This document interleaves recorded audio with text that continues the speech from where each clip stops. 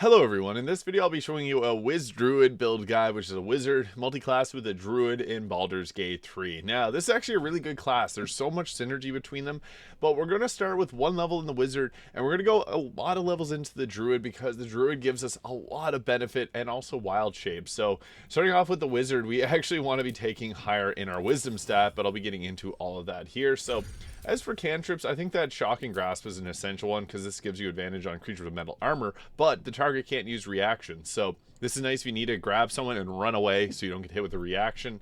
And I think that Mage Hand or Minor Illusion is great because this can group enemies together for you to drop something like a Fireball down. Ray of Frost or Firebolt, personal preference, which one of these two. And if you're the face of the party, Friends has a lot of merit there as well. As for the spells we're going to be selecting, I think that Shield is an essential one, especially early on in the game. This allows you to raise your armor class by 5, which is massive, and then also take no damage from Magic Missile. Speaking of Magic Missile, we're going to take that for guaranteed damage. And then for the rest of our spells, I think Find Familiar is a nice choice too to give us an extra character to take a hit for us. I recommend going with the Raven. Thunderwave is nice for the pushback, but we can also get to that from the Druid itself, so we're going with Chromatic Orb there. Tasha's Hideous Laughter is quite nice. Fog Cloud too, but that's another druid cantrip that we can go with. You can go with Mage Armor if you want to be going that route too, just to increase your armor class to 13. So we can go with that, and then we'll go with something like Tasha's Hideous Laughter for a bit of a crowd control option. As for our ability scores, we're going to want intelligence, but actually in Act 1 there's the Warped Headband of Intelligence, and that's a perfect item for us, allowing us to actually put all of our points into Wisdom, because this is such a multi-attribute dependent build. We want to be able to stack up our Constitution, our Dexterity, and our Wisdom there. So we'll go something like that, and you can take either 15, 16, something like that, and then maybe 10 points into Strength there. So we'll go with that there for our ability scores. Now, I'll be going over all the gear at the end of this video, but the next level that we're going to take is actually in the Druid. So you can go ahead and get a subclass here. I think the Evocation one, being able to sculpt your spells, is a good choice, or even the Divination, giving you those portent dice, being able to change your attack rolls and saving throws, which is really useful. But we're actually going to add in the Druid, and we can decide at our final level where we want to do, what we want to do with our final level. Shillelagh is extremely useful early game. Take a torch, which has built-in fire damage, use Shillelagh on it, and it changes it to 4 to 11 bludgeoning damage, and uses Wisdom for attack rolls. That's massive. And then also Thorn Whip is nice to pull creatures towards us and potentially off of cliffs. And as for our ability, or for our spells, I think that Healing Word is a great choice. Bonus action, if you have a down teammate, you can pick them up with this without using your action. Thunderwave is nice for the pushback that it brings. I like Create Water because there's some spells that we can double, like Call Lightning and Cone of Cold. So I can deal like over 100 damage, which is nice. And Fog Cloud. So that's a pretty rounded out option there. You can go with Long Shredder or Ice Knife too. Those are two other great options, but we'll go with that there. And then at next level, we get to choose our subclass. Now, there's some merit in go with the Circle of the Moon if you want a Wild Shape as bonus action, but the Circle of the Land gets better spell selection. Circle of Spores is another choice that I was considering because it's actually one of my favorite subclasses, but we're going to go with the Circle of the Land here because this gives us additional cantrips, but also gives us the ability to recover our spell slots. And as a action, we also got Wild Shape, so if something goes wrong, we can Wild Shape. The Wolf and the Spider are two great ones. The Spider is actually a really great Wild Shape because it has a bonus action web, which is super useful. As for the extra cantrip, I mean, Poison Spray is okay. Produce Flame's nice for being able to throw a firebolt there. And for the extra spell, you can go with Ice Knife or Long Strider. Even Fairy Fire has a bit of relevance here, but we're going to go with this here. I'll show you all the cool things you can do as a druid near the end of this video. But we get to choose our circles. Now, some of these will have exclusive spells, like this has Hold Person and Spike Growth, Misty Step, and Mirror Image. And Misty Step's a really good spell because we don't get access to it normally. And if you know how good Misty Step is, it's one of those spells you definitely want to have. I'm also a big fan of Hold Person, which we can't get through here, so this can be a good choice too if you want to go with that. There's also Darkness, but I play as a drow, have built-in Darkness, and someone else is better off doing the Darkness. So if you want Misty Step, I would go with the Underdark. Going with this one here gives us the Mirror Image, which is a nice spell, but you either want Hold Person or go with your Misty Step. Those are two great spells. Misty Step just gives us some more survivability as a bonus action, which is always great to have. And Web's a nice spell to have as well. So we're going to go with the Underdark there for our first Circle of the Land. And as for our, I guess we do get Hold Person here, but we can take, I guess, Hold Person. Moonbeam's another nice one because you can put Sanctuary on and actually use Moonbeam without getting hurt, which is massive. Flaming Spear is another great choice because you can use this to take aggro for your team. But Spike Growth is a great concentration to have early game for just making difficult terrain that can affect a large area. Hold Person, these are two concentrations we mostly want to focus on, but Fog Cloud is also a nice one to go with. Now, at level 4, we get ourselves a feat, and we also get the Deep Wrath wild shape form, which is decent. Guidance is good. I should have taken Guidance earlier. And for our next leveled spell, I think it's best to go with either Moonbeam, 2d10 radiant damage that you can move around, Flaming Spear for an extra summon, but this does require concentration. It's the only summon that does. You can actually make a permanent Flame Blade, so you don't have to worry about that. So we'll go with Moonbeam. And for our feat, there's a few options that are great. Alert for +5 initiative, always a massive one. And also, Warcaster being able to get advantage on saving throws to hold concentration is a great choice, alongside the reaction Shocking Grasp. But I think an ability score improvement to take up our wisdom is just a solid choice here. So this is going to give us an extra spell to prepare and higher spell save DC. Now at level 5, we get an additional attack while in wild shape, so that's actually pretty good. Being able to hit more is always something you want. For the Circle of the Land, we can get Haste and Sleet Storm. Call Lightning is one of the spells that we can already get here, so that's one of those. Same with Sleet Storm and Plant Growth. So you can go that route. See there, Forest, we already have those. So Haste is an exclusive one, but the Mountain, I think that Lightning Bolt is a huge spell to have, especially early mid-game. That's a great one. Stinking Cloud's okay, and Vampiric Touch is okay, but I do think getting Lightning Bolt's massive for 48 damage. This is like Fireball, but in a line. But what's cool is Create Water will double that damage, allowing us to hit upwards of 96 damage with it, which is obviously really good. And then for our next leveled spells, I think Call Lightning is a great one. It does require concentration, but you can keep calling Lightning without expending spell slots, which is nice. And Plant Growth is non-crowd, or it's crowd control without a concentration. So you can put Plant Growth down on the ground. If creatures are knocked prone, they're stuck in it, which is awesome, because they won't have movement speed to stand back up. But another thing is, this catches on fire really easily, so yeah, you can also take off something like Fog Cloud or Hold Person if you're not going to use it as much, or even Moonbeam, and we can put on Sleet Storm. Another concentration, but you can upset concentrations, so that's really great for stopping enemy spellcasters. Now level 6, we get our difficult terrain, no longer slows us down. That's massive, and we also get the ever mighty Owl Bear. This is one of the class actions we want to use. The wild shape of choice is the Owl Bear. It has the most health. You can jump from the top row and knock you out.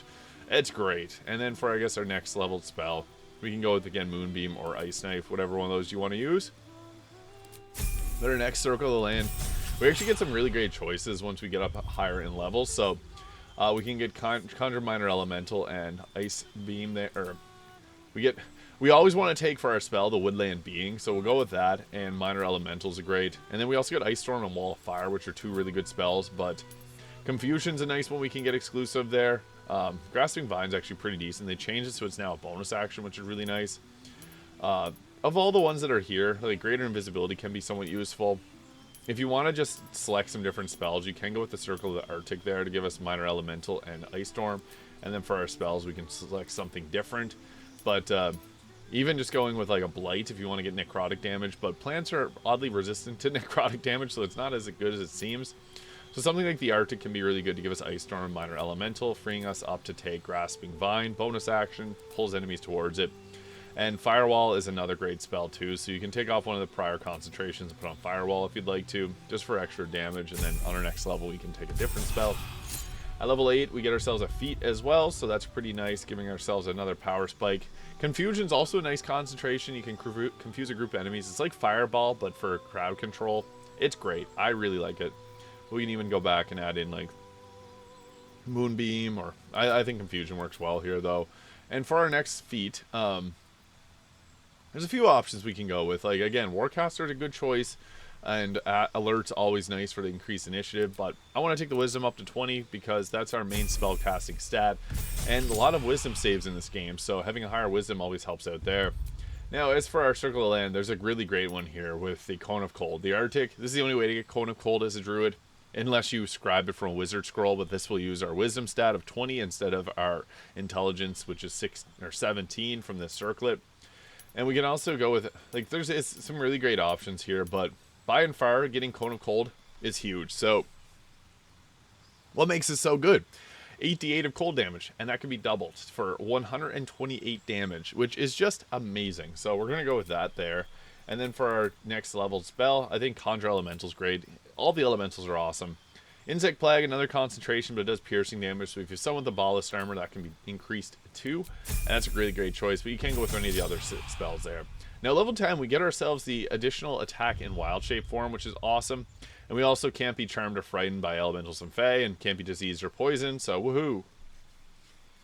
Also, we get the Dilophosaurus Wild Shape, which can lower armor class by 1, which is nice, and just take whatever one of these you prefer. And then for our next leveled spell, Wall of Stone's okay. Planar Binding's another okay spell. Not going to be one we're using often, but it's there, and it's an okay one. Now, there's two routes we can go here. We can go with the level 6 spells and take like Hero's Feast, Wall of Thorns, Heal, or Sunbeam, which is really nice. This is a concentration, we continue to call it wrong. But I actually think that we could go this route, but we can also go with the Wizard, because this allows us to get the subclass. So Abjuration is nice for a defensive one, but I think the Evocation Wizard being able to create safety pockets in our Evocation spells is nice. Being able to drop a Fireball without hitting your teammates is nice. And we can also Scribe Fireball. And also, going with the Divination is a great choice too, because this gives us 2 Divination dice per long rest, and we can change attack rolls or saving throws. And I really like the Divination Wizard, so I'm going to go with that, but Evocation is another great choice. They're kind of equal in terms of how useful they are. Abjuration's a consideration too for the extra defensive abilities, but that one is really solid.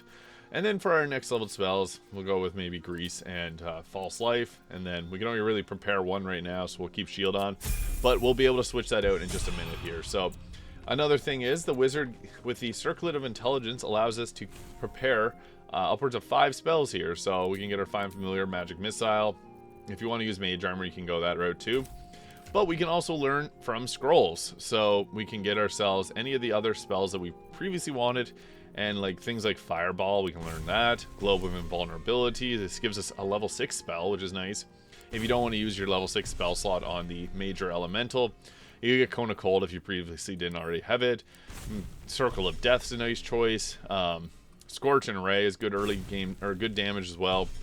And you can even go with like a Chain Lightning. There's a bunch of scrolls of that in the game. So now we go into here and we got some awesome options for damage. So we can take Magic Missile, something like that there, whatever you prefer. Again, these are great spells to go with. Global Invulnerability is a massive spell. But typically, we also can prepare any Druid spell at any time, so that's a nice thing. But we got lots of options for our summons. So we got our Cheeky Quasit there. We also have a Wild Shape, if you want to go into a Wild Shape. The Spider's actually a really good choice. So going into a Wild Shape Spider here gives us some nice options. We can do a Web bonus action, only available in combat, but it's basically like the Web spell, but as a bonus action. And we also do a Venomous Bite, which potentially poisons it, given disadvantage on attack rolls. The Spider's pretty good. I'm going to Wild Shape out of here, just to show off all the awesome spells that we get. So we always want to have our Ice Methods. These are great because they deal ice damage, which can be doubled if you do Create Water. So that's another great choice, is we can bring those in. We also can do a level 6 Myrmidons. I like the Air Myrmidon because it can stun targets. But we can also go with the Water Elemental, because the Water Elemental's basic attack will also apply vulnerability to cold damage. So if we go ahead here with just a little the Ice Punch there, it's going to apply vulnerability. It's chilled now, as you can see at the top. So whenever a target's chilled, they have vulnerability to cold damage, which we deal. And we have lots of nice defensive options like Misty Step. Wild Shape is our get out of jail free card. There's also a helmet that can give us an extra Wild Shape charge, but not ideal when we're going to be wanting to use the Headband of Intelligence here. I also went with we have a 20 armor class, which is not bad, with the Ring of Protection, Boots Protection, and Cloak. I went with the Wave Mother's Robe, but this isn't our best in slot. It's actually probably like the Armor of Landfall there. Sets our armor class up a little bit higher. Gets a +1 bonus to spell save DC. And if we start our turn on Plant Growth, we get 1d4 health points back, and gives us advantage on the Constitution saving throws, which we also get from the Amulet of Greater Health, so that's not super essential. Armor of Moonbasking is nice though too, because with this one we can actually give ourselves increased health when we're in Wild Shape, making us even tankier. It also reduces all incoming damage by 1, and gives +2 to armor class when we're in a Wild Shape. So you have a +2 to armor class. You also have advantage on saving throws against spells while in our Druid Wild Shape. So this one's actually pretty good too. You can go with either one of these. I love the armor of Spore Keeper, but it doesn't work here, obviously. But you can also go with something like the Robe of the Weave too for +1 spell save DC, +2 armor class. But again, I think Armor Moonbasking, despite us not being a Moon Druid, worked really well here. Gloves of the Belligerent Skies is great for adding reverberation on lightning and thunder damage. So our Thunder Waves, our Call Lightning, our Lightning Bolts. You can also go with something like the Gemini Gloves to target 2 targets with a cantrip. Daredevil Gloves for being able to attack with spells at close range. And there's some people like the Spellmite Gloves to be able to give a -5 penalty to attack roll and deal additional 1d8 with spells. I also like the Winter's Crutches whenever you deal cold damage 2 turns of encrusted with frost. But I also like the Snowburst Ring because this creates ice surfaces, which is nice. But you can also swap this out for like the Ring of Regeneration. Even like if you're going for more of an illuminating build, or Crusher's Ring for increased movement speed.